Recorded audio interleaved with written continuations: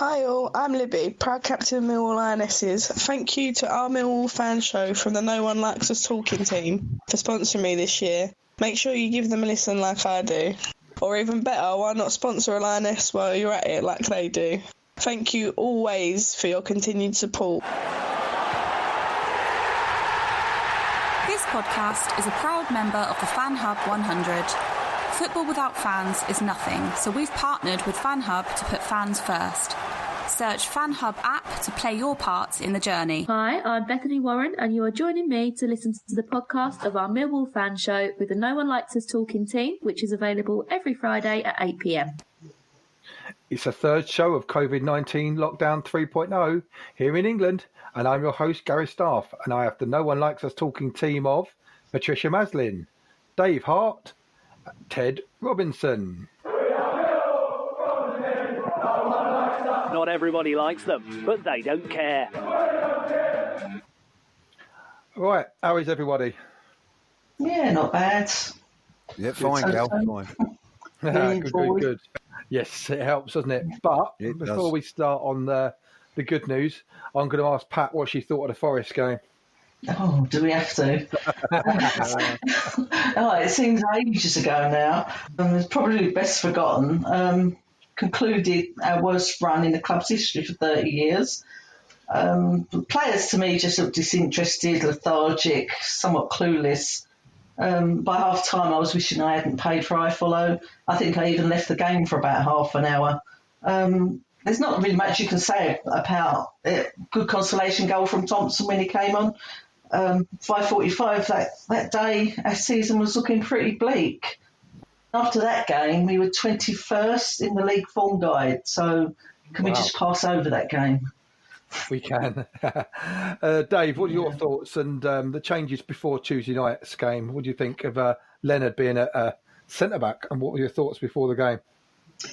Well, I was quite surprised at the lineup for Tuesday, but hey-ho, give it a go. And, it turned out to be quite a good game to watch in the end. Yeah, it was. I must say, just going back on what Pat was saying there, and I'll pick up on something that Gary said in his post-match interview last night. He said the players look too relaxed, too cocky, and I don't know how that can be. It makes you wonder, doesn't it, when they haven't won a game in, 15 games in the league? Ridiculous. But Ted, he certainly put it right for the Huddersfield game, didn't he? He did, and I'll tell you what, what I felt after the Forest game when Pat was saying, I felt fairly similar about it. It was an awful game, but I thought to myself, how hard is it being a football manager? Because at the end of the day, that side he picked to play against Forest was the same side that went out and should have beaten Bournemouth. They was by far a better side than Bournemouth in the game, had the better chances and should have won. And I thought we played really well against Bournemouth. And then they go out and play like that. I mean, how can you as a manager explain that? Because I've always been one as well, and people know me, I never change a winning side. If the side's won, then keep it, sort of thing, which he did from the Bournemouth game to the Forest game. And then they go and put a performance in like that. And then the other night against Huddersfield, the fight that seemed to be missing in the Forest game all of a sudden appeared in them, and it looked like they was prepared to die for the win, if you know what I mean. And when you have got such bad form as Pat was talking about, and you need to get some confidence going, a bit of a confidence booster. And I'm hoping and keep my fingers crossed that the Huddersfield game is that confidence boost. I thought it was the Bristol City game a few weeks beforehand, but then we had the COVID and missed a few games. Just getting that win, regardless of the performance, which was decent, but they got the win. Hopefully that's a confidence booster, and we'll pick up from here. Well, fingers crossed, and we go on to Bristol City at the weekend in good spirits. Right, guys, we'll take a break there and be back with our first guest this evening. But for now, let's listen to Aisling talking about Love Sport Radio. Hi, Aisling here. Since the first lockdown, you have heard our Bethany Warren continue to say that we were waiting to return with Love Sport Radio. This was because owner Calvin McKenzie said it was taking a break back in April due to COVID-19 and would be back when normality returned to the marketplace. From 31st December, Love Sport Radio has ceased transmission, marking the end of the road for the service. Calvin McKenzie's closing words to Radio Today were, "COVID killed the radio show. Commercial revenues collapsed in March. The radio business, especially small radio, is taking a terrible hammering. We enjoyed our experience with the Love Sport Radio team and thank them for their support when working with them at the studio and since. For now, we will continue to broadcast our show as we have done since last April, and we thank you, the listeners, for your continued support. Onwards and upwards." I'm Gary Staff, and I am back with the No One Likes Us Talking team of Patricia Maslin, Dave Hart, and Ted Robinson. Sadly, Love Sport Radio is no more. However, you can find our old shows on Spreaker. Just search Millwall No One Likes Us Talking. We can also be found on Twitter and Facebook, via our website or all the other popular podcast sites on the web. So, our first guest tonight was born December 1960. He started his career in the Millwall youth team and then progressed into the Millwall first team, where he played 114 times, scoring 5 goals. He then moved across the pond to play for the Tampa Bay Rowdies and link up with ex-Millwall manager Gordon Jago. He stayed for 1 season before coming back across the pond to join our South London neighbours Charlton and then out to Kent to play for Gillingham, where in the 3 seasons he had his most prolific scoring spell, scoring 39 goals. He then came back to the Lions, where he played another 19 games over the 86 and 87 and the infamous 87-88 season. He then moved on to a succession of non-league clubs, management with Fisher, and also a spell with the Millwall youth team. Welcome to the show, Dave Mehmet. Thank you very much. Welcome, Dave. Before I let you talk to the team, Dave, I just want to ask you a question about how you come to join the Millwall youth team. And I can imagine it was a very different scenario to being part of an academy today. Yeah, different in days. To be fair, but a lot of it to do with Billy Neal, to be fair. He was youth team manager at the time. I was training there since I was about 13, 12, Okay. 13. And then he used to go to all the clubs. He'd go to Charlton one night, Millwall, Crystal Palace. He used to do the rounds, to be truthful. But Millwall was always the club. Yeah. Bill had a lot to do with it, to be fair. Good lad, has always been around the club for a long time, hasn't he? Yeah. Hello, Dave. It's Ted. All right, mate. Hello, Ted. All right, mate. Yeah. So your first period with the Lions team was a period of struggle, including a relegation under the leadership of George Petchey and Peter Anderson. What do you think was wrong looking back on them days? Because we was in a bit of a mess at the time, Dave. And thankfully, don't be wrong. It was when Gordon Jago there, Bob Pearson, they set up all the youth system up. And to be fair, Millwall didn't really have much youth at the time. Bob took them 2 or 3 years to get it going. And we had these crop of players come through, won the FA Youth Cup, which was never known at that time, to be fair. And all of a sudden, we all got slung into the first team all together, more or less. It was a little bit too much, especially playing. This guy played Chesterfield away there, 6-footers and corners coming in from everywhere. It was all like young kids, you know what I mean? And it was a difficult time, to be fair, for the youngsters. And a lot went by the wayside, really. You shouldn't have. A lot of it was about money at the time. They were selling all the players. Then they started selling the youth players. And it was hard times, to be fair. Must have been hard watching it.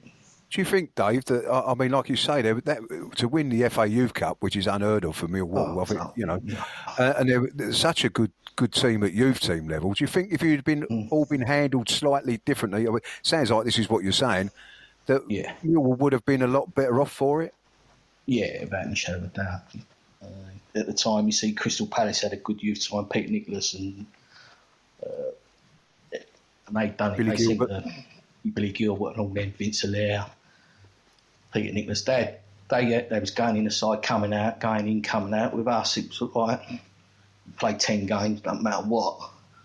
And he did physically.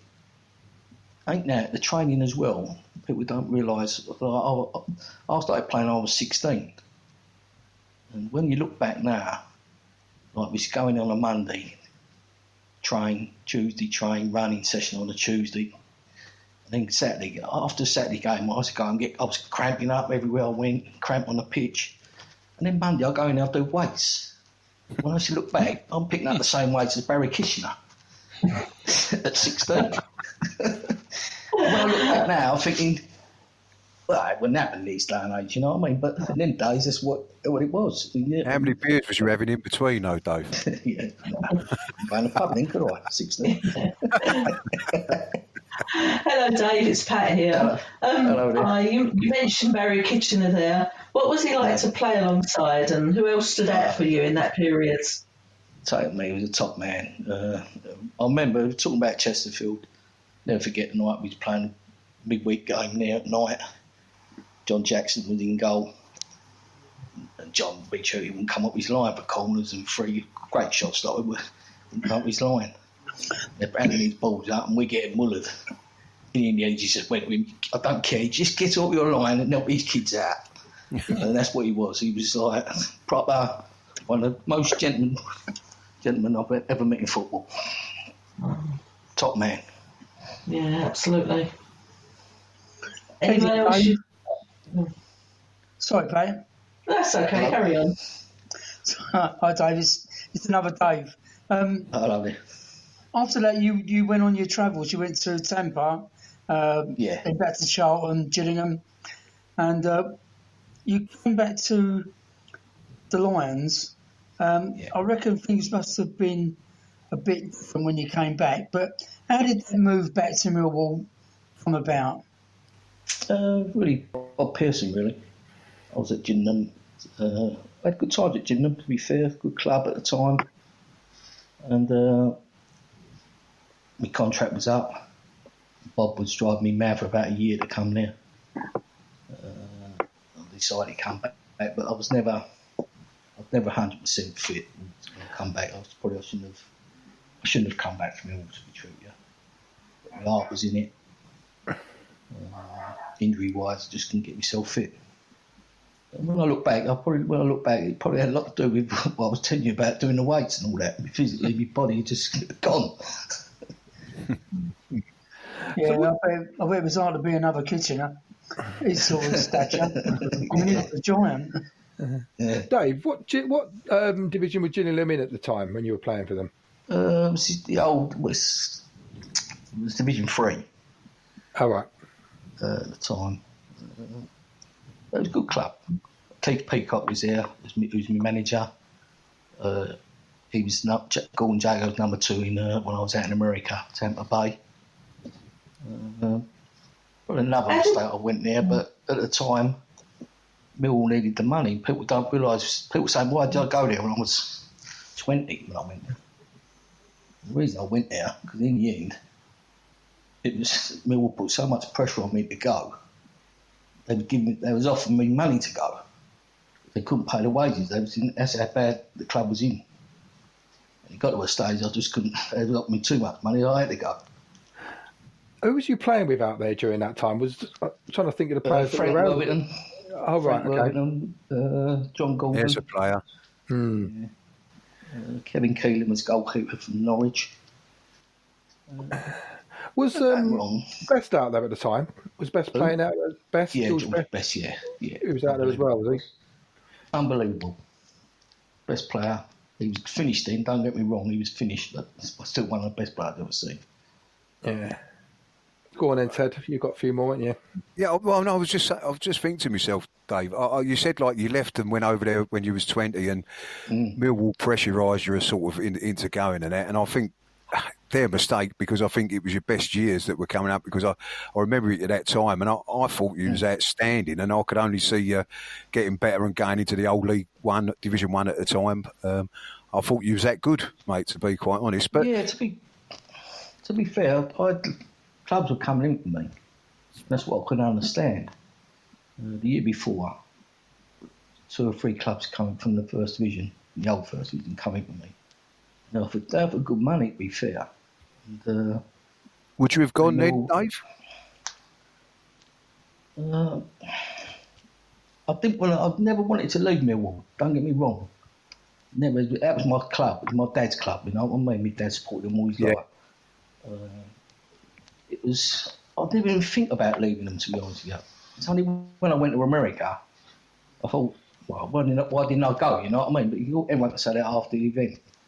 But no, it wasn't a good move for me. But so I got to a stage where the money was too good. What about the experience of America, Dave? I mean, like you say, there's them players you're mentioning there, a couple of legends to me, Frank Worthington and George Best, as you say, quite rightly in my eyes, was the greatest footballer ever, even though he was past his sell-by date out there to a certain extent. But you must have rubbed shoulders with some pretty decent players then. Yeah, played against him, New York Cosmos, Naskins, was it? He played he played against him. It was, I don't know, there was loads of players out there, but at the time, great experience, don't get me wrong. Great. Would you change it though, Dave? If you could go back, would you, for you as a footballer, your football career? As a footballer, no way I'd have gone there. As a 20-year-old. Maybe as a 30-year-old, all day long, probably wouldn't have come back. Did Jago sell it to you in any way then, Dave? He did, to be fair. What it was, it's the same thing. Millwall wanted the money. I think the only way they could get it was through Gordon Jago, because he knew me and Tony Kinsella. Both went as a package. And it was like a deal just done sort of like inside 24 hours. They tried to do it in 24 hours. I think Tony accepted it. And I didn't. I stayed at Millwall for about another 3 weeks, I think it was. I didn't want to go. I turned it down 3 or 4 times. And he didn't put no pressure on me, Gordon. Millwall was one putting on pressure on me. They was in such a dire straits with the money side of the club. And people don't realise how bad I didn't realise how bad they were. You know what I mean? We was talking earlier. Players before they Kevin O'Callaghan. We were talking earlier about who went out there with you, and we said Tony Kinsella. Did he stay out there or did he come back? No, he come back. We both come back at the same time, to be fair. We both went to Ipswich with Bobby Robson. We both went on loan there. Only ended up signing. I turned it. I don't know what I turned. Another bad move I've done. I keep making bad moves. I turned it down. I went and ended up going to Charlton. It was more local for me. But no, as I say, it was a great experience. Way of life out there, but it was completely different. My daughter was 6 weeks old when I went out there. That was another problem I had. When you go there, we don't realise on a first time room, you go there, you go away for a week, and you play 10 days. You play 3 games, then you come back, you play a couple of games at home, and you fly off again for 10 days. And my wife was a bit heartbroken. Difficult times. She ended up coming back, to be fair, because she was on her own a lot of the time. She weren't heartbroken because of the cheerleaders out there, Dave, was she? I say it was a great experience, but that was a fantastic stadium, that Tampa Bay stadium. We used to get 70,000 every home game. Yeah, I was actually out there. I missed your game by a day. I got into Tampa Bay the day after you played. I had every intention of going to see you. But it was we went there and the stadium doors were open and we wandered out into the middle of the pitch. Yeah. It was a fantastic stadium. Yeah, so playing in front of 70,000 every home game was a great experience, you know what I mean? Didn't make as much noise as the old Den, though, did they? Nah, as I say, you could have 3,000 at the old Den and it was like rocking. No, but good days, you know what I mean? Good days, but bad decisions. Yeah, I mean, going back to Anderson and the breakup of that youth side, I mean, I've often spoke to Phil Coleman about that time, and he hasn't got a good word for it, or Mr. Anderson. Was it, I mean, you're saying the club needed it. I mean, was it Anderson who did it, or was it the club? I went there along with Peter, to be fair. He looked after me, to be fair, because he come from Tampa to Millwall. He was a player at Tampa, and he come to Millwall, and he put when I had to do my contract, he done my contract for me. There weren't no agents in them days. He done my contract for me, and he put certain things in it which helped me out when I was out there. You know what I mean? So he looked after me that way. But I weren't. To be fair, I was only there about 2 months with Peter. Before I went, Peter just took over. But I say the club was in dire straits. People, I think to this day, people don't realise. I knew because I was having meetings once a week with them. They was putting pressure on me to go. So I half knew it was what the situation was. I don't think a lot of the supporters at the time knew that bad. No, I think that's happened a few times over the past years when the club have been in dire straits. Decent players have to go. I don't know, it's a shame because Millwall's always produced players. You put the telly on, you always put the telly on, look at the Premiership. He was at Millwall as a kid, you know what I mean? Everyone, he played with Millwall. You don't see it much nowadays. A lot of it's changing the youth setup. But that's what it used to be like all the time. You always Millwall players playing in the Premiership or the old First Division. Out the youth side, a lot of the credit had to be to Bob Pearson. He set it up at the time with Gordon Jago, and went from strength to strength. To be fair, I think they won it again at Youth Cup 2 or 3 times after that, didn't they? I'm sure they did. Yeah, that team that won the Youth Cup was a fantastic team, and you had a real team spirit and bonding. Yeah, and when it split up. Yeah, that team was put together over 3 years. Because what it was, we used to play in the South East Counties League then. And don't wrong, 14-year-old. I was one of the older ones, so I was 15, 16. We had 14-year-olds playing. Don't wrong, we used to get smashed a couple of times, you know what I mean? But it was that team stuck together. 1 or 2 added now and again. That team was built for about 3 years. 3 years that team took sticking together. And then days it weren't known like that, you know what I mean? It's a bit known like now where they all come through the age groups now, but in them days it weren't like that. Yeah, you came back a third time, didn't you, as a coach with the youth team? Yeah, I come back. Did you use your academy director? Yeah, did you use your experience that you gained when you was in that youth team? What you knew? Yeah, what it was with me. What people don't know, I was really at Millwall when I was in Millwall reserves when I was 15. When I made my debut, I was still at school. But so I knew. I was thinking how I was as a kid to the kids I was bringing through the system. So I had a lot of experience on that side. A lot of the pitfalls you're going to go through, a lot of the good things you're going to go through. So it was helpful. Don't wrong, we had at the time we had Alan McCleary, Kevin O'Callaghan, Nicky Marlowe, who was like in charge of the academy, Bob above us. So we had 3 players who come through the system, all knew how it was to be a Millwall player. Not to be any other team's player. How to be a Millwall player. What you've got to go through. To be a Millwall player, it's a lot different to being the player for someone else. Yeah, that's about right. You summed it up perfect there. You've got to have Millwall in the blood. It's play for the badge and the privilege. And you got to be strong-minded. Yeah. Don't get me wrong. Millwall fans are the best. Millwall fans are the best. Dave, I just want to take you back to when you come back second time after Gillingham period. What was it like under Big John Dock and the new players? And what was it? Was it a completely different club coming back in at obviously a higher level? It was a bit similar to our youth. It was a bit similar to our youth team. All the boys stuck together. We used to go out. We used to go out once a week. Right? Usually the reserves were playing on a Tuesday or Wednesday at home. We'll go and watch the game, and we go out and have a beer, you know what I mean? We'll sit together. You only go out once, Wednesday, and come back Friday. Yeah. We used to sleep at the ground a lot of the time, don't worry about that. Right, and then we used to get, ain't that the Dock used to have to weigh us. So Terry Erlock, me, there's about Cass.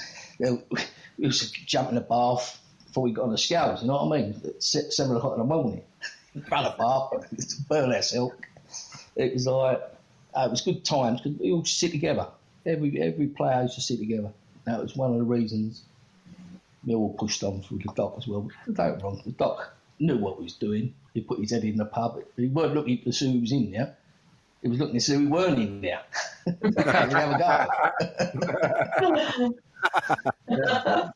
And was that the second season down to injury then, as you're saying, Dave? Yeah, I've done wrong. I had a lot of injuries. Well, it was at Gillingham. We only had a small squad. So you had to play. I played a lot of times when I shouldn't have. And it catches up on you. When I went to Millwall, I could never get myself. Get myself really fit. I come back, play a couple of games. Calf would go, or my hamstring would go, or something else would go. It was like niggles all the time. You know what I mean?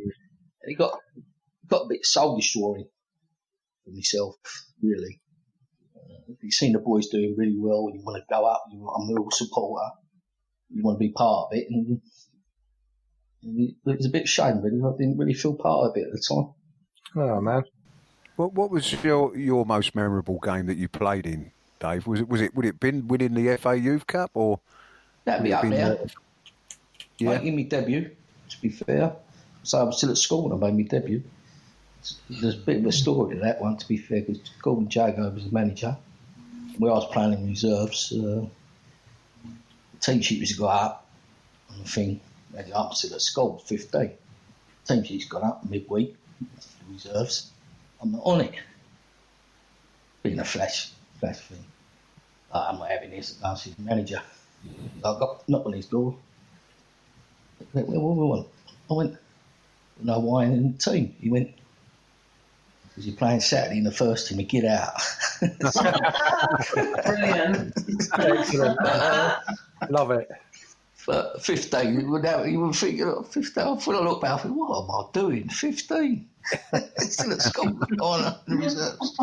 But, brilliant. But no, that was make me debut. A game we played at Tottenham.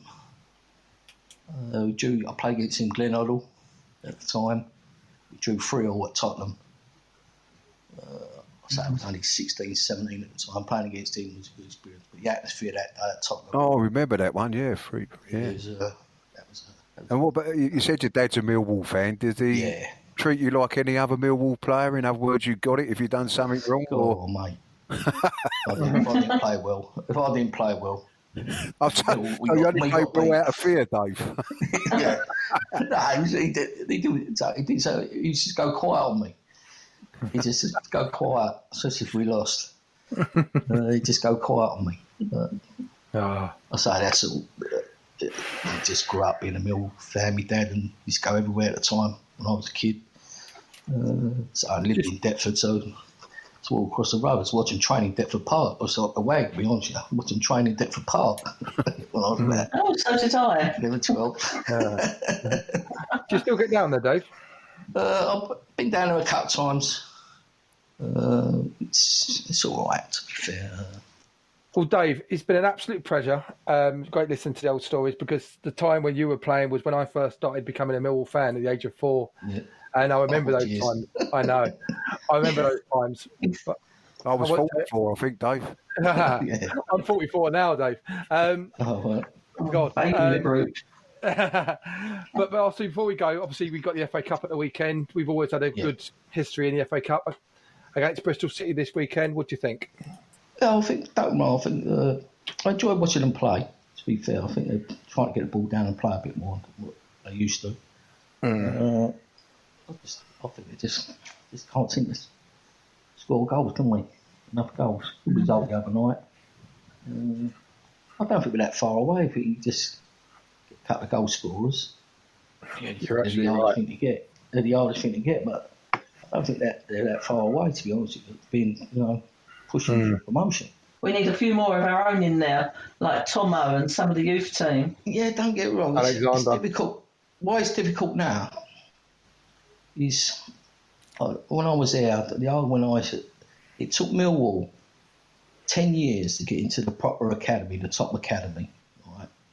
and it took them an hour to come out of it.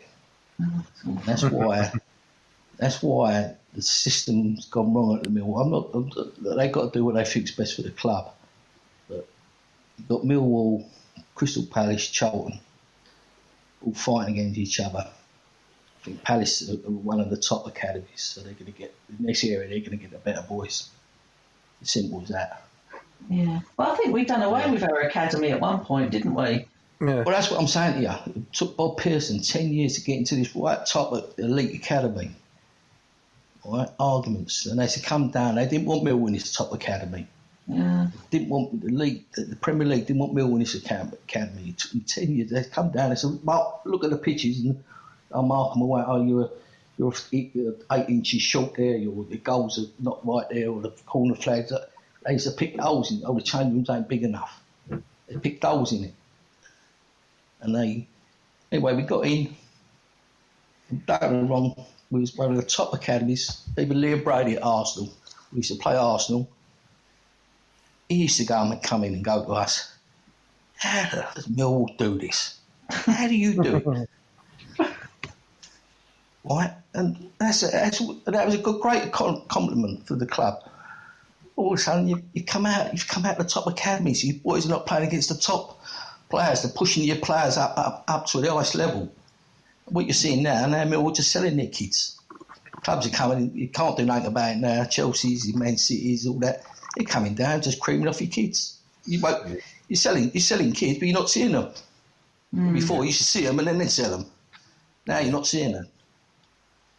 One went a couple of weeks ago, didn't he? Up to Man City again. Yeah. I read. Yeah. Well, Dave, on that note, we'll say goodbye. It's been an absolute pleasure having you on the show. Hopefully you'll come on again soon in the not too distant future. But absolute pleasure, Dave. Thank you very much. No problem. Make sure you keep yourself safe, all right? Yeah. Cheers, Dave. And you. All right. Thanks a lot, no Dave. problem. Thank you. Cheers. Cheers. Guys, we'll take a break there before we listen to a fan who's coming from the cold. But for now, here's Kai Bennett and his Millwall Fan TV. Hello, I'm Kai. I run Millwall Fan TV. I have done for about a year and a half now. You can find me on Facebook, Instagram and Twitter. If you just search in Millwall Fan TV, I should come up. You can also find me on YouTube at Millwall Fan TV. I do pre-match predictions, post-match analysis and full-time reaction. I also try to do as many interviews on ex-Millwall players. I've done about 10 so far and I've absolutely loved every minute of it. Thank you so much for all your support. And if you want to subscribe to Millwall, my channel, it's Millwall Fan TV. All your support is always massively appreciated. Thank you. I'm Gary Staff and I'm back with a No One Likes the Talking team of Ted Robinson, Dave Hart and Patricia Maslin. Our second guest tonight comes from the other end of the continent of Europe. He first engaged with Millwall when he was working here in 1995, and the love of the Lions has not left him since. Let's welcome someone coming in from the cold, Maxim Prokhorenko. Also hello to Max. Hello everyone, many thanks for inviting me. My name is Maxim Prokhorenko.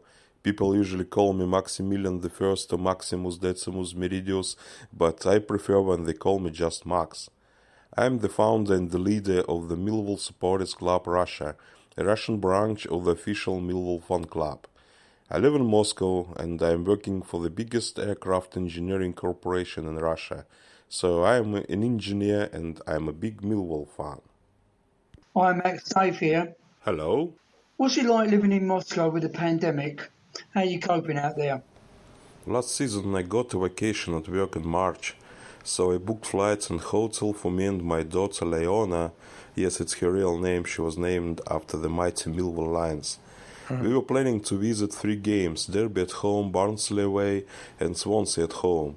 So I booked everything. My friends bought games tickets for us, coach tickets for away game. We were supposed to present Millwall Supporters Club Man of the Match trophy before the Swansea game at the Den. Everything looked like brilliant, but then all of you know what happened. The games were postponed and were played in June without fans. I lost my money from airplane tickets because they were non-refundable. I moved my hotel booking to the summer, then to the autumn, then to the next spring, and now I think we should move it forward and forward, at least thanks to the hotel who let us to do this. Of course, people in Moscow are not happy with the COVID situation, like all people do anywhere in the world. We had quarantine in the first wave of corona, stayed at home. I got special QR code for my car because our company didn't stop working. So we got these codes from the government, and you have to show this QR code to police to prove that you can go out from your house. I knew few people from my work who died of coronavirus. In the summer the things seemed to get better, but in autumn everything get worse again. Elderly people must stay at home, everyone must wear masks in shops and transport, we got no public events and so on, like everywhere in the world. But at least we have our pubs open till 11 p.m, so the situation is not so sad like in the United Kingdom. Ted here, Max. Hello. Talking about pubs, tell us about your pub, the Churchill's pub. When I have set up Millwall Supporters Club in Russia, I got the info from the MSC head office that there is a loyalty program for the club members, when different loyal to Millwall Football Club companies give some discount for the MSC members. I thought what Russian things could be interesting for Millwall fans. First, we got an agreement with Moscow State University Russian Language Center, who suggested to Millwall fans a 10% discount for all their Russian language courses, either classes in Moscow or online ones. Then we spoke to a famous Moscow traditional English pub named Churchill's Pub, which gave us the same discount as well. The pub administration was so friendly, the atmosphere in the pub was so lovely, and the set of ales and spirits was so tasty, then this pub became our headquarters, the headquarters of Russian Lions. The pub gave us a personal TV screen to watch games. They let us to put on the wall the crest and the flag of Millwall Supporters Club Russia. As you know, we are running a partner shop with different Millwall souvenirs at redbubble.com, and we spent all our billions profit from it on buying different Millwall memorabilia on eBay. In Churchill's Pub we have our personal cabinet with different souvenirs, which we have either bought on eBay or received from our friends in England. Great thanks to all of them who helped us. People in the pub can see signed photos of most of current Millwall players and all-time Millwall legends like Barry Kitchener, Terry Hallock, Tony Cascarino, Teddy Sheringham, Alan McLeary, Dennis Wise, Tim Cahill, Neil Harris. So we made a small Millwall museum in the pub. The pub became rather popular among Millwall fans in England too. The Sun newspaper made an article about Russian Lions and the Churchill's Pub. They even sent a photo correspondent to make few pics of Millwall memorabilia in the Churchill's Pub. Also, a mob of Millwall supporters is going to visit Moscow after the end of quarantine, and must-visit place will be certainly the Churchill's Pub. Oh. Hello, Max. Pat here. Hello. Can you tell us about Millwall International Day and the group you formed on Facebook? We have set up an International Millwall Day on 7th of January. It was set up in Facebook Russian supporters group, together with the group of Hungarian Lions, and it was the idea of Millwall Holland fans. We just thought that it could be a great idea to set up a day of Millwall overseas supporters. We can meet together and have fun on this day every year in a new country. We have made a new community in Facebook with the crest, which we called the United Nations of Millwall. It fully describes the idea we have. People from different countries joined the group. Now we have new friends from Brazil, United States, South Africa, many European countries, Russia of course. Can you imagine if all these people will one day meet together under the flag of Millwall? Max, tell us a bit more about how you began to follow Millwall. I started following Millwall in 1995 when I worked for British Building Company after finishing school. I studied English language in school, and in summer before the start of classes in the university, I was suggested to spend 3 months in a company which was building a big food factory in the North Caucasus region in the south of Russia. For me it was not really a work, but a practice of English language, because part of the workers at the construction site were Russian ones, and the British management needs some help with the translation.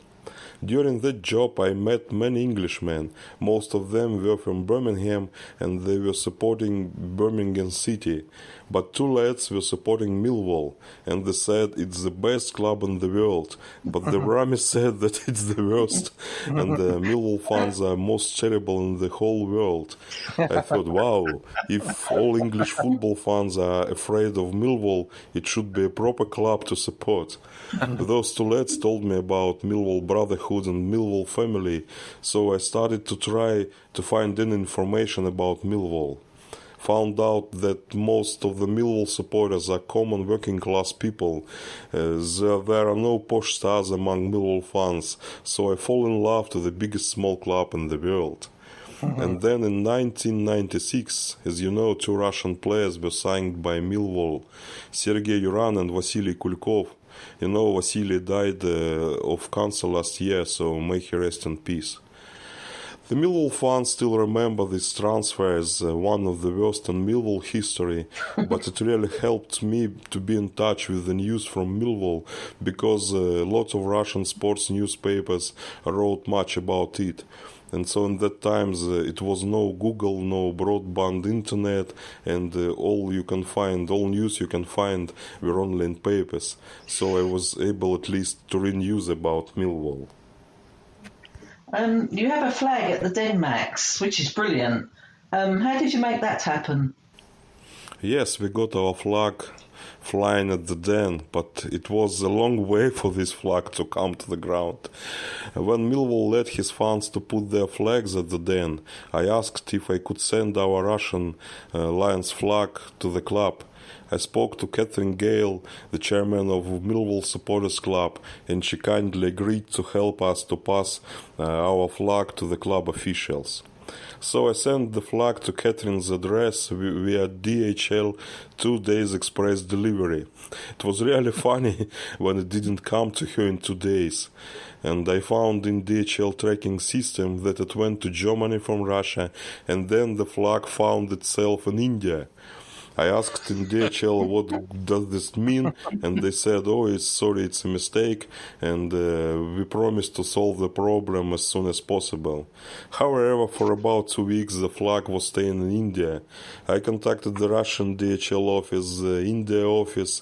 I put the help alert message in Millwall Supporters Club Russia Twitter, got answer from the DHL UK office with the promise to help us. We even started to call DHL as DHL. I thought that for the price I paid for the delivery, it was about 75 quid, I could have ordered a new flag in England. But then miracle happened, and the flag went back to Germany and then traveled to England. So like in the British Empire ages, our flag travels through half of the globe, through land and seas, and starts flying high at the Den at last. Wow. Well done. Max, how many times have you actually seen Millwall live? And what was your most memorable game to watch? I have been to many home and away Millwall games. I can't say exactly on how many. I think about 30 or 40 maybe, or something close to this. From the ones I have visited, of course, I remember the cup final day in Cardiff as the most memorable one. I still have tickets from that game framed on the wall. It was a kind of magic how I could get to that game. My good friend was working in Russian sports newspaper, and he asked his bosses if they can make a press accreditation request for this game. So they said they can send it to the Football Association, but we will go to the game, we must go to the game and make a review for the paper about the game. But we need to pay for the trip ourselves. So we said, okay, we bought plane and hotel, and the paper organized the press ticket for us. That is how I went to the main game in Millwall history. My friend watched the game in the pub near the ground, and I was one among the only 2 foreign journalists at the FA Cup final game. The second one was an Italian from Gazzetta dello Sport. All press journalists were sitting at the Cardiff Millennium Press sector with laptops, making their live reviews and comments and all of this. And I have found a desk with free FA Cup sponsor beer for press, so I got 6 pints on my table instead of laptop. But we are Millwall, we do what we want, it's true. But we made the report for the paper after the game, fair play. I remember when the game started and Millwall fans made our famous Lions roar, Mill. The journalists who seemed to see Millwall first time in their life asked each other, what the hell is this? What does this mean?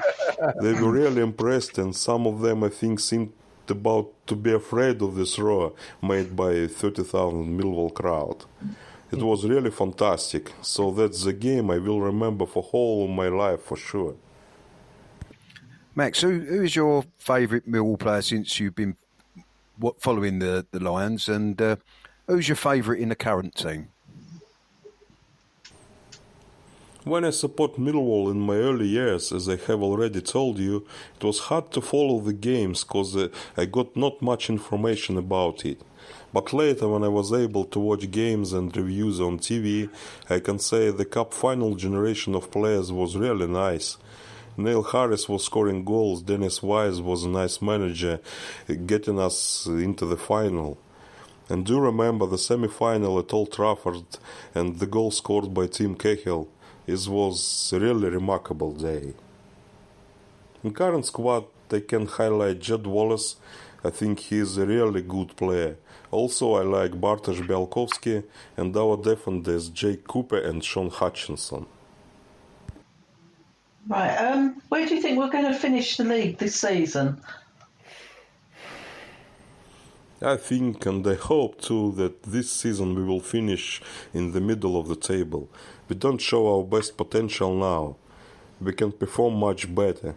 Millwall players need Millwall fans at the ground, I think. We are playing much better without support from the stands. But I believe in our squad. We can make things better and show good play in the second half of the season.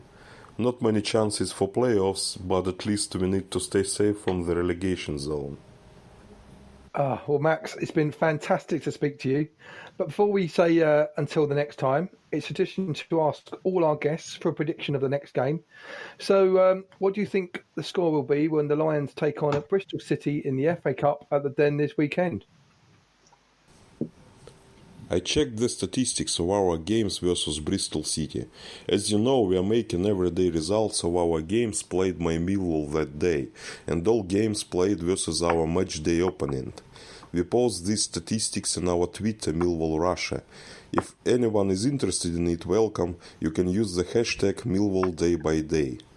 So, we played 113 games versus Bristol City since our first met in 1897 in Division 1 of the Southern League, when we lost 2-6.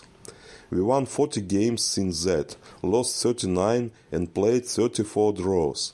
Scored 166 and conceded 162 goals. So, due to statistics, we are equal. But we showed such terrible performance in our last games, so it will be a real problem for us to win this time. My brain says no, but my heart says yes. It's a cup game, so it should be a surprise for all of us. I will predict a victory for Millwall, and let the score will be Millwall 2, Bristol 1. Will not say who is going to score, because before the Coventry game I made a suggestion that Cooper will score the first goal. So he did, and everyone remembers that wonderful goal. Bro, well, Max, that's just blown me away, your statistics on that. That's absolutely fantastic. So thanks, Max. We wish you well and your family and friends all the best for the future. And maybe, just maybe, Pat, George and Stan will join you in Moscow on a Millwall International Day at the Churchill's pub. And me. Oh, yeah. Take care, Max, and stay safe. Cheers, Max. Cheers, Max. One more thank you for inviting me. Best wishes to the team and to all Millwall fans. Hi to everyone who knows me. Hope to see you all at the Den this year, my friends. Stay safe and come on, you Lions. Thanks, Max. We will take a break there. But before we do, talk about the up-and-coming fixtures, here's our colleague of the show, Bethany Warren, and Be My Eyes.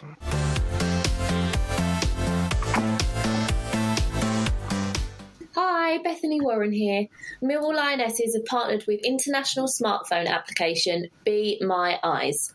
Be My Eyes is an application that truly benefits the poor of sight and the blind, but is supported by those of us that can see. You might wonder how blind people deal with everyday challenges. Well, normally the answer is simple. We're not that different from you. We play music. We go to school. We go to work. You get the picture. But sometimes the simplest things can be difficult, and we need a pair of eyes. Connect to first available number. That's where you come in. Establishing video connection. Through your smartphone, Be My Eyes connects the blind with sighted people through a live video connection. Simply choose if you need help or want to help by the click of a button. That's a nice picture of you and your family, Caroline. Is it for a present? Yes, it's a photo from my parents. You can help just by installing the Be My Eyes app. Print image. And we'll notify you when someone needs your help. And if you're in the middle of something, don't worry. Someone else will step in. So, would you care to be my eyes? Be My Eyes is displayed on the Lionesses shorts this season. Download the app onto your smartphone now and help those that need your eyes straight away.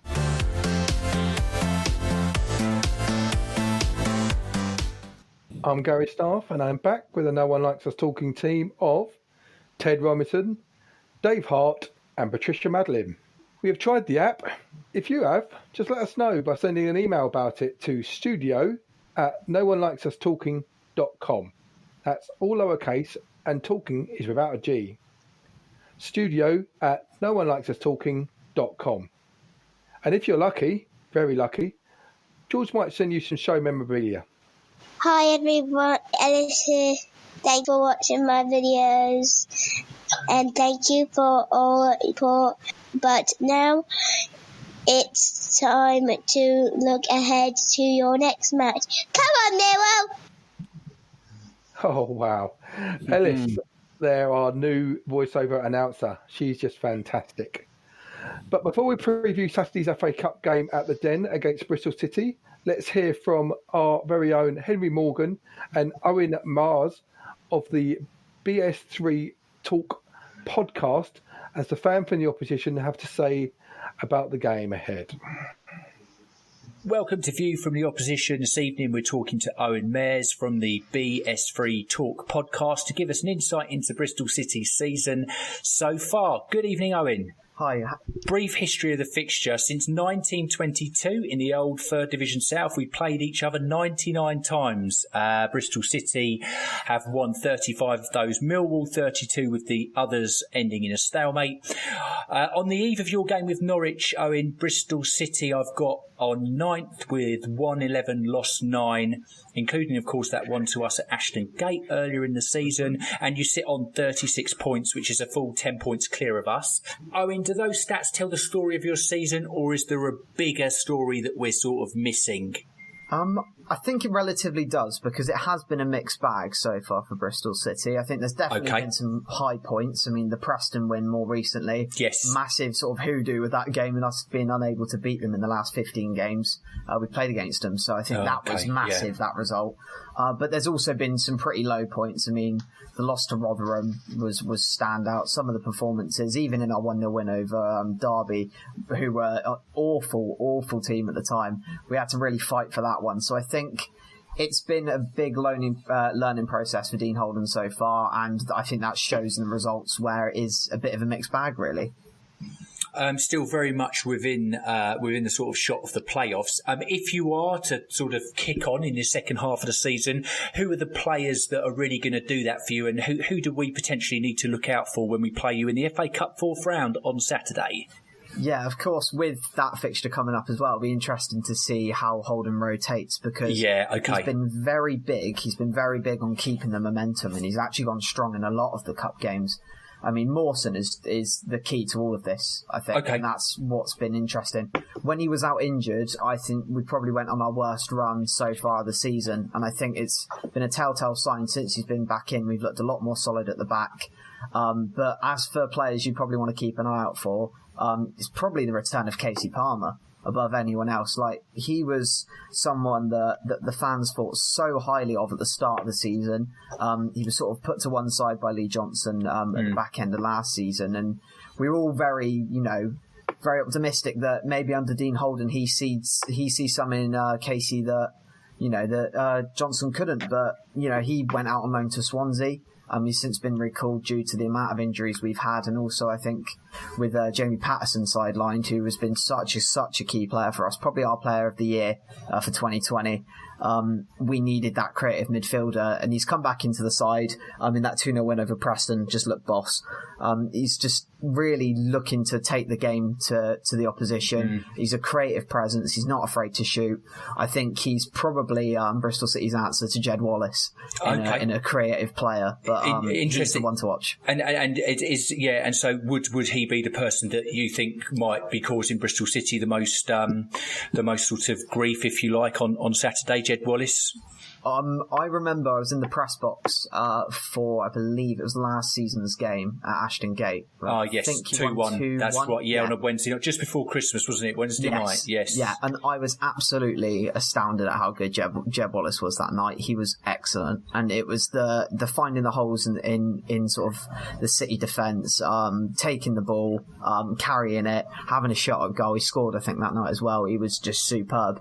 But I think City fans also will be quite wary of sort of the duo of Martin and Bradshaw, who they provide definitely different things. Of course, Martin as well as a former Bristol City player, was part of our title winning season, so I think there's definitely they'll definitely have their eyes on them. And Bradshaw, of course, scored earlier in the season against us, so I think it'll be the strike force that we're more worried about, but hopefully from our point of view, we'll be able to get some joy against your defence.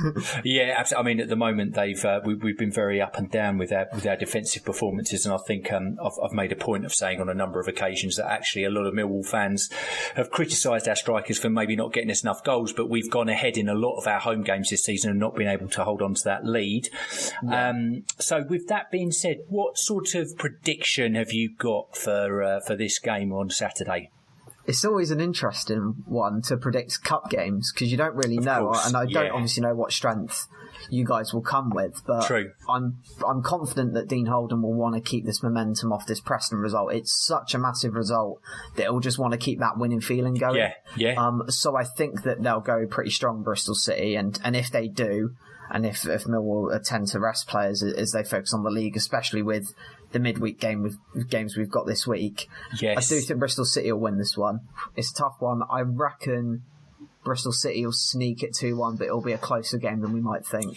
Some people would say that Bristol obviously are due potentially for a win, and others would say that we might be able to continue our sort of vague hoodoo that we seem to have. But it will be very interesting to see. Owen, thank you so much for coming on, and I look forward to maybe catching up after the game and discussing the finer points of both of our teams' performances. Yeah, it's an absolute pleasure. Thanks, Henry. Brilliant. Thank you. Thanks, Henry and Owen. What do you make of that preview, guys? Is it valid, or is there anything else we have to consider? I'll go to Pat.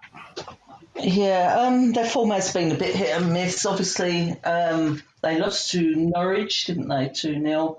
But they're sitting ninth, which I've swapped tomorrow places with us.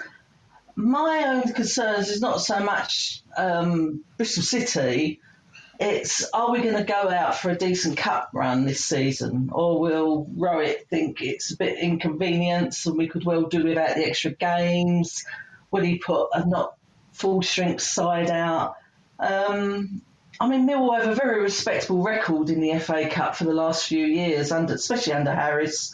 It'd be a shame if we couldn't continue that. Plus the money would help. But I don't know a lot about Bristol City, but they're doing a lot better than us this year. Yeah, it's true. I've actually just was checking where they were in the league. They were about 3 or 4 places outside the playoffs at the moment, which surprised me. Aren't they? Yeah, which surprised me considering when we played them earlier in the season, we rolled them over quite comfortably. I think they had a few injuries at the time. But hey, anyway. Ted? Well, you took words out of my mouth there. We had a good victory against them, not too far, back just before Christmas, wasn't it? And I'm afraid, Pat, I don't expect the full strength side. I think Gary Rowett is going to look at the Watford game that we've got coming up on Tuesday. He's going to take into account the players that played on Wednesday night. And I think he'll go where he normally does, which is somewhere in between. But then, I think there'll be changes a bit like Danny Mack probably won't play. It'll be Marlon Romeo. Is that making the side any worse? I don't think so. They're pretty much on a par with one another, I would say. There might be Shane Ferguson in for Scott Malone. Again, similar sort of thing. And I don't expect him to play the shape that he played the other night, neither, against Huddersfield. I think he'll change that. So I think there will be changes to the side. I think he'll look at players maybe like Ken Sahor and think to himself, does he need the game, or do I need him definitely for Tuesday night, and make a decision there? One I don't think will be playing is Jed Wallace. I actually would leave Jed out anyway with Tuesday night in mind, because I think he's been running on half empty for the last few games, in my opinion, and I think he needs a rest. So I wouldn't be playing Jed, but then in comes Bennett, I would imagine. So lots of possibilities of the team. I think there will be a lot of changes, but I don't think it'll be what we would look at and say a really under-strength side. I just think it'll be a different side. And at the end of the day, I think whatever team we put out is capable of beating Bristol City. You make some very good points there, Ted, because I'm just thinking all those players that come in are literally first-team players that can't get in the first team at the moment, so they can take their opportunity at the weekend. Do you think the same, Dave? Gary, just coming back there, I mean, you could say that definitely, like for Marlon Romeo. Danny Mack's got his position at the moment. So if Marlon wants that back, he should come in to the team Saturday if he gets the chance. If Gary thinks that that's what he should do. And he should be trying his utmost, a bit like Ben Thompson did the other night. He's trying to prove to the manager that he should be in the first team. Agreed. What do you think, Dave? Yeah, Ted's made some very good points there, and I totally agree with him. I think, personally, I'm disinterested with the FA Cup this season. I think our league games need to have fit players in.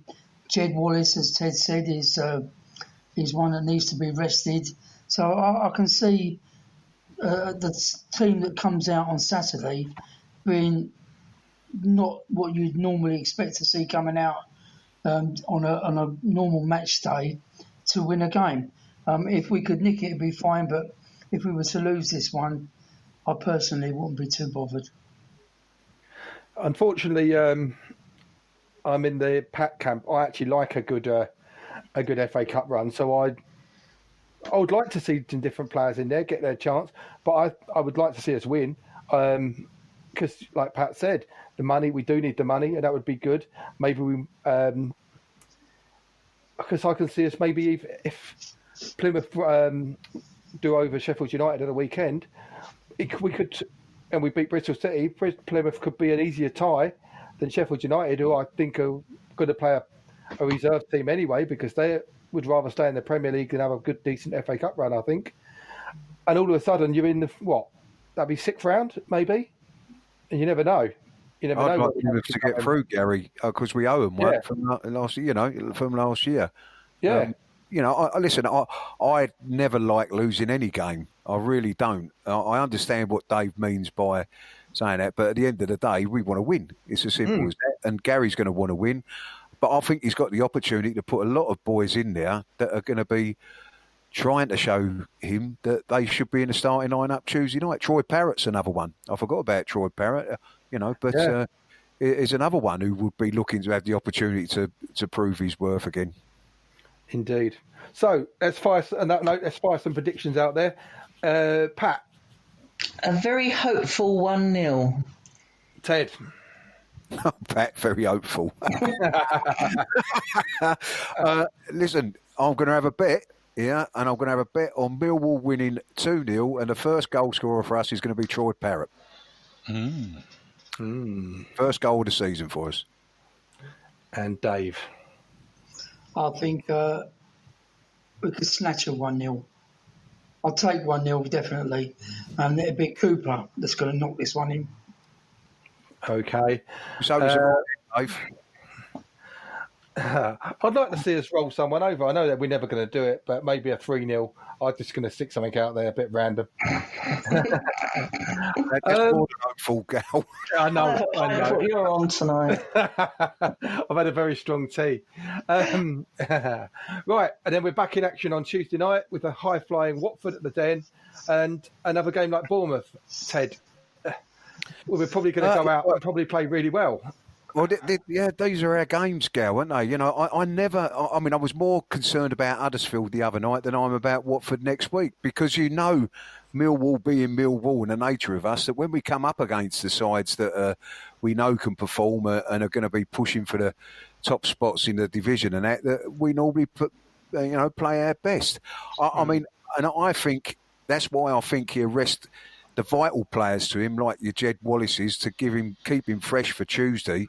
And, I think we'll be fine against Watford. I've seen a bit of them, and they're not the most convincing of the sides that have come down to me. They look like they're finding themselves a little bit, but obviously they've got players of some quality in there, because they was a Premier League side last year and a lot of their players have stayed. So it's going to be a difficult one, as always, but I'm hoping we get this hopeful win on Saturday, Pat, or, and it keeps the momentum going and throws us into the Watford game with Gary Rowett sitting there before the game wondering what side to pick because all the players are on form. And I'm sure we'll be fine against Watford. And let's have a chat with Dave next as well then. Go on, Dave. What do you think about it? Well, Watford, they were a Premiership last year, sitting fourth in the league. Good quality players. We've got players that on the day can really be very good. I think our players actually have lost some form, and hopefully if they have a good run out on Saturday, it will gear us up for Tuesday, and I think we'll go on and I think we'll win on Tuesday for certain. I'll go with that one, yeah. I just think, Pat, that Watford's one of those teams with so many ex-Premiership players in there. They wouldn't have liked to come into a full-packed Den on a Tuesday night. And I feel, hopefully, we can have the players to just maybe recreate that for us without the fans. You took the words right out of my mouth. I mean, I was going to mention that. I know Watford themselves are confident because I've been on their YouTube channels and they're so confident they're going to win against us, which saddens me a bit because at one time, no matter what league we've been in, coming to Millwall was always to be feared. And it's not that way at the moment. I mean, whether it's because there's no fans, but Millwall's a fortress and it should be that way still. They're doing well in the division, but their away form isn't that good. I was also looking at their results. I don't know, in other seasons I've been confident at the Den that we could beat anyone. We know we've only won one this season at the Den. I'm really at a loss to know what to expect. I mean, we were confident against Bournemouth. We were solid against Huddersfield, but we've had some horrendous games in between. Sounds like another hopeful 1-0 to me, Pat. That would be bloody hopeful. I think I'll go for a draw on this one. We turn into Arsenal. I wish. Dear. All right. Tuesday night predictions. Dave first. 1-0. Ted. Yeah, I was just Watford ain't playing, are they, over the weekend? They ain't got a cup tie. I don't think they're out. But I still think we'll be good enough come Tuesday night. I'm going to go for a 2-1. And Patricia. I'm going to 2-2 draw. I'm going to go for a Desmond and have a 2-2 with you as well, Pat. So well done. Indeed. So okay. So we've got to win at home sometime, Gal. Well, exactly. Well, I've got one this season. What more do you want? Yeah. Can we just ask it to play at their ground instead, and we might actually get a chance of winning it?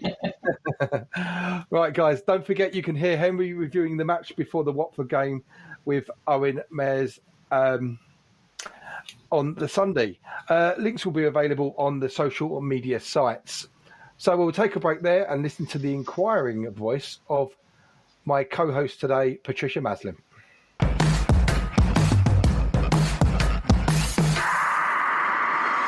Hi, Patricia Maslin here. The Millwall Community Trust needs volunteer help. Whether you're an organisation with bodies able to assist or an individual, the Trust needs you during the current conditions to support the vulnerable and needy. If you can help make a difference or need help, please contact Sean Daly, the Trust's Chief Executive Officer, by phone on 07 958 027060. Once again, that's 07 958 027060. Or contact by email sdaly, I'll spell that, SDALY, at millwallcommunity, all one word, .org.uk. I'll repeat that, sdaly, SDALY, at millwallcommunity, all one word, .org.uk. If you can, or you know someone or any organisation who might be able to help, please let the Community Trust know. Thank you.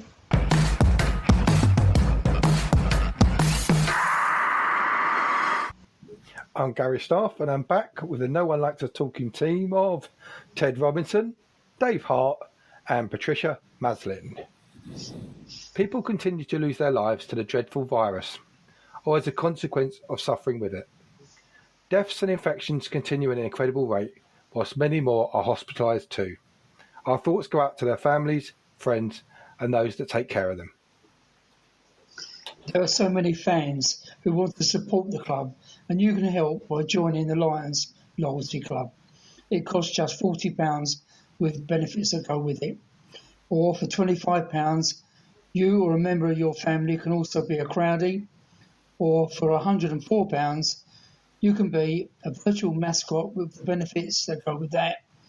Or at the end of the day, you could possibly put your hand in your pocket a bit deeper and sponsor a player's kit for just £570, and the benefits that go with that are good.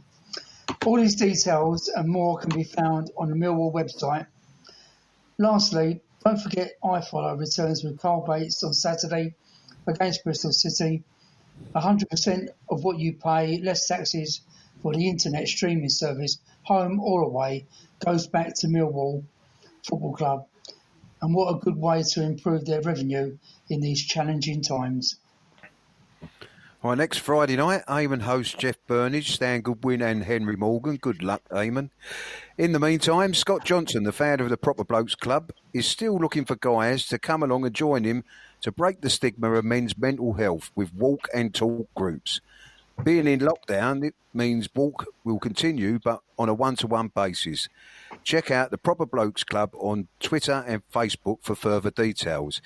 And just one more from me. The Lions Food Hub, based at the Rennie and Manor Estates, SE16, are in urgent need of tinned meat, toiletries, soup, tinned fruit and veg. They also need a fridge. So if anyone out there has a fridge that they don't need, is surplus to their requirements anymore, of a working one, I mean, direct message at Lions Food Hub on Twitter, or let us have your details and we will pass them on. Thanks to all who can. It's tough times out there. Good night. And don't forget, neither the Millwall Lionesses or Romans are playing football under the current restrictions. Nonetheless, player sponsorship for the Lionesses is still available this season. Why not share the burden between a few of you or even a couple of companies? If you can give them some added support, it would be helpful. You can find details on their website. Just put Millwall Lionesses into your browser and you will find them easy enough. We have led by example and sponsored the Lionesses captain, Libby Stubbs. There's good night from me. Lastly, let's not forget to keep safe out there on the streets. Follow lockdown guidance, social distancing when outside, and a face mask where necessary. That's it from me. Thanks, Ted, Dave, and Patricia. And until next time, good night.